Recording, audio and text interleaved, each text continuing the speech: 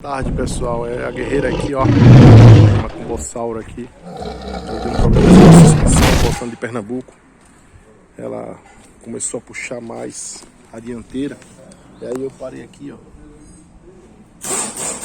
para verificar o que houve. E aí foi constatado que é embuchamento das rodas, pivô, braço de direção, tudo teve uma folga aqui. E agora ela vai parar 2, 3 dias aqui para consertar, para poder voltar para ativa. Mas ela vai voltar. Guerreira de guerra aí, ó. Kombi top. Os melhores transportes que comprei, muito prática, fácil. Consegue levar todo o material de inspeção, material de soldagem, o pessoal para fazer o serviço de caldeiraria, me dá suporte, tudo, ó. Cabe todo mundo aqui dentro.